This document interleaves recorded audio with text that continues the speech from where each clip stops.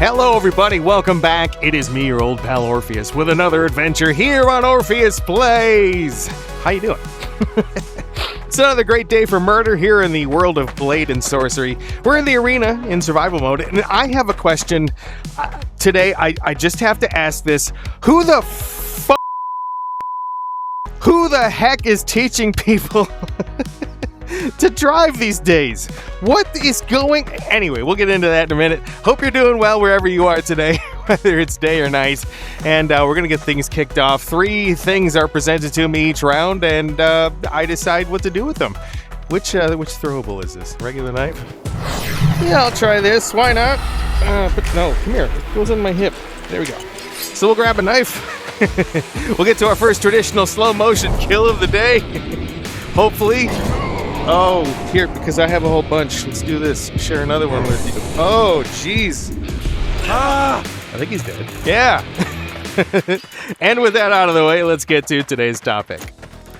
All right. Nice. Anyway, so what I was saying is I have done absolutely no research about this whatsoever. Please, lady. I have done absolutely no research about this whatsoever. So, how did you die? So I'm gonna be a little bit just like cranky old man about this, I guess. I don't know. Just we'll see. Anyway, so the reason I want to talk about this is because over the last several years, I've started to notice a trend that's it's getting to me. And it is that people just don't know how to drive anymore. And it's people that are like anywhere from, when you first get your license, so about 16 or so, until about, like 30, 35. So it would be anyone from Gen whatever that is to the millennials and stuff like that. I think... Okay, lady. Like, thank you.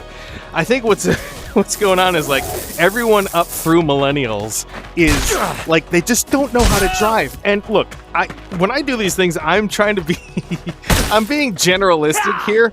Like I'm not saying every single one of you. So if you're someone who knows how to drive, I'm not picking on you. You know that. Anyway, so it just seems like they don't know how to drive anymore, and it's getting to the point where you are seeing terrible behavior. Like, okay, I know some of you know that I like body cam videos, right? The cops pulling people over and stuff like that, and they all go pretty wrong, right? And that's the fun part about watching them. But a lot of them are for the dumbest reasons that they get pulled over. Like they didn't stop at a stop sign, or they were driving on the shoulder, or they were like, like they stopped like a foot and a half in front of the line, at a stoplight or something like that. It's just the dumbest reasons. And then I know y'all have seen this out in public, where there's just people don't know how to drive. They don't know how to merge into traffic. They don't know how to parallel park anymore. Oh my gosh, the parallel parking thing, that drives me insane, because you see people that they just don't understand the concept, I guess. I don't know.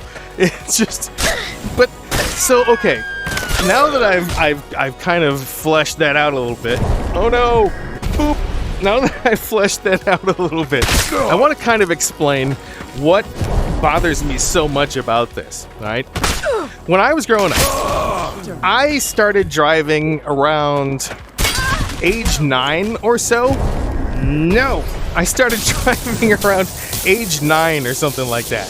And it was, it was a big deal, right? We had some property that we went to, a lot of the time, and I was started to drive cars on the property, and it wasn't like, oh, why don't you pull it down the driveway? No, it was like, legit. And so, and I, driving 4-wheelers and stuff like that over the years, so that kind of helps as well. But I got my license. You turned it back into a zappy. Anyway, so I got my license at 15. And it was what's known as a hardship license. My mom, well, okay, so I'm not going to tell the lie that my parents used to tell all the time, which is that my mom had kidney stones and my dad was working all the time. No, it was that's half true. Part of it was because my dad was working all the time, but the other half of it was not that my mom had kidney stones. Well, she did have kidney stones, okay? But she used it as an excuse because she wanted to go and do all of her stuff, right? Wanted to go and play golf and tennis and whatever the hell a housewife did back then. I didn't really pay that much attention. So, I got the hardship license because they just it was more convenient, right? And that's not what a hardship license is supposed to be for. You're not supposed to go to them and say, okay, so what's the reason? Well, I don't feel like driving them around. Maybe we can just bump this up a year. No, they don't do that. So you gotta give them a legitimate reason. And so for my parents, it was, well, I've got kidney stones, and his father is overseas on business lots of times, and it's no good, and so we need a little bit of a help with that. So I had that. But when I had to get my license, the process of getting the license back then, you're gonna love this. If you don't know how it used to be. And again, I did no research, so I'm assuming it's completely different because nobody knows how to drive anymore. Anyway, so you had to sign up for the classes, and it had to be somewhere that was a licensed place. So most of them were at like schools. If you had a school that was near you, usually at night they would have these classes that you go to. So you'd have to actually physically go into a classroom and learn these things from textbooks and from movies and stuff like that. And a lot of the movies were like blood on the highway kind of movies. That's kind of the cliche. The ones where they show you car accidents and they want you, to see the reality of what it's like, and so they show you. I mean, they'll show you a little bit of what it looks like when there's a person like half covered with a sheet or something on the side of the road, but they show you like the bloody pavement, the inside of the car and stuff. It's just coated in gore, and they're like, oh, this is what happens when you drive drunk, and this is what happens when you don't know how to drive. So you had to go to what was it? Like 6 weeks of classes or something like that. It was a long time. But it was ridiculous. You had to go to these classes, you had to study, you had to take quizzes, you had a booklet that you took home that you had to go over, and then you had road classes. Now, again, I'm going to make a guess here and say that most of this process has gone online and with parents supervision, because the road classes that we had to take, it was like, it was like you had to go out with an instructor, and usually the instructor would have one of those cool cars that had like 2 steering wheels in it, like in the Simpsons opening.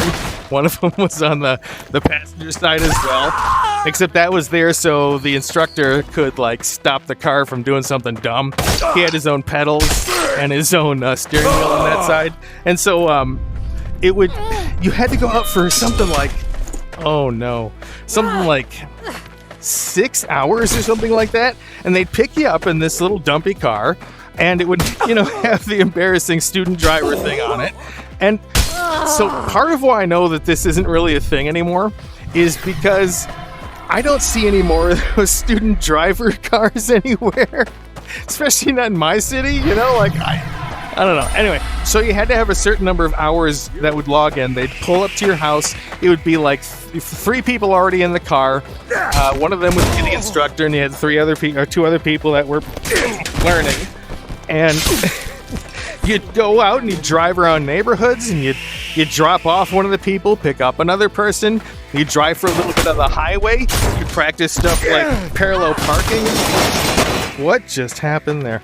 Parallel parking and stuff like that, and you had to get certified, and then you'd go to the DMV and you'd take a test right in front of them, and then you had to take a road test with someone at the DMV. Now, DMV, I don't know what it's called for you. Some of them are called MVD for Motor Vehicle Division. Some of them are called DMV for Department of Motor Vehicles. You know what I'm talking about. Anyway, so we had to take another road test with someone in the car, as someone with a clipboard and a piece of paper that had the form on it. So they'd they'd have you drive up to a certain speed, stop at a certain way, you had to parallel park and everything, and then you'd find out when you got back if you passed the test. Well, so that was all like a comprehensive process that it took time, right? It took effort. You had to learn things. You had to not just learn them, but you had to demonstrate that you could know them. And then that was just how you got your learner's permit. You still had to spend, you still had to spend, a year of driving around with a learner's permit, like, an adult or a parent. And so you had to do all this work to get your license back then, and so you could see it was reflected in people's skill on the highway. These days, I'm gonna just kind of guess, all right? And so you tell me if I'm right here in the comments, because again, I'm not gonna do any research on this. This is assumptive reasoning. I'm just gonna go with this. So here's what I think happens. You go and you fill out, you do a request form. You do a request form online on the MBD or DMV's website, right? And then you have a series of online classes that you take, right? They're probably certified that you took them. Maybe they have quizzes that you have to do or something like that. But you go through, you probably watch some videos. You probably do a little bit of maybe it says that you have to have a certain number of hours logged with your parents or guardian or something. So of course, I'm guessing if that's the case, that people's parents or guardians are just kind of going, whatever, yeah, we did 2 hours this week, yeah, whatever, okay, let's go and drive around the parking lot here. Okay, that's another hour and a half we're going to write down. I am almost certain that that's how that goes, and then you probably have to go in and take the test still so you can get your picture done and all that stuff. I'm guessing that's also the thing, but there is no way that it can be more comprehensive than that these days, because people just they just don't understand. They don't use turn signals. If they do, they don't understand when to use them. The number of times I see people get pulled over on body cam videos, one of the reasons that I didn't say before is not knowing how to use their turn signals and when to use them. So they think that when you pull up to somewhere you want to turn, that's when you turn on your turn signal, that kind of stuff. You see it in the number of accidents and stuff. There are so many more accidents in our town that involve, people that have just gotten their licenses, or, we used to make a joke. Okay, we used to make a joke in radio, but it's absolutely pertinent to this. When you start radio, when you first start in radio, you're really nervous. You have this huge board in front of you. Did you just zap me? Who just zapped me? Yeah. Uh-oh, what's going on? Whoa. Okay. You have this huge board in front of you with all these slides and, dials and knobs and everything like that. And you kind of freak out because you also have a microphone, and you have to go and you have to talk to everybody. Oh, did I kick his head off? I kicked his body off. Anyway, so you have all these things that you have to do and everything. There's all these complicated stuff all over. And then, a couple days in, you're a little bit more comfortable. But the simile we used to say was, it's kind of like when you learn to drive, right? When you first learn to drive, man, you are, you're 10 and 2 on the steering wheel, and apparently with the sword coming at you, but you're 10 and 2 on the steering wheel. You are just staring at the road. When someone says, can you change the channel on the radio? You're like, nope. But then flash forward a couple of years, and you're driving with your knee while you're eating a cheeseburger. At the same time, you're texting one of your friends and dialing whatever you want on the satellite radio, and you don't have any problem. I don't think that's a thing. What? I don't think that's a thing these days. I think everyone just starts doing all of that immediately. So you get your license and you figure, no, this is no problem. It's just driving, right? And so they start texting and eating and driving with their knee. the day after they get their license. Probably the moment they get out of the friggin' parking lot with that license. So I don't know. It seems to me that, and the number of people that I'm seeing, all right, the number of people that I'm seeing out there, just like normal folks in normal places, not like, Amish people or anything, that just aren't getting their licenses. People aren't getting their licenses at all because they use Uber and stuff like that. So when you go, hey, can you be my designated driver or something? And they go, no, I don't have a license. And they're like, 28 or something. And you look at them and you're like, you don't have your license? Like, what? How do you, so if you don't have your license, go get it. It's apparently probably pretty easy, I'm guessing. If you're an adult and you go to get it, oh my gosh, it's probably even easier. You just probably self-log. Like, yeah, I drove 5 hours this week with a friend. Yeah, no, he's Bob. Here, this is Bob's signature. I'm pretty sure that's what it's like right now. So anyway, that's my thing for today. Leave in the comments below, like, when you got your license, what was it like? Like, what did you have to do in order to get that thing? Because I think it's now becoming a systemic thing. People just don't understand how to drive, and I think it's because of the technology now associated with the process. Anyway, let me know. I'll see you in the next one here at Orpheus Plays. Be good, do good, and treat yourself well because you deserve it. We'll see you in the next one. Bye!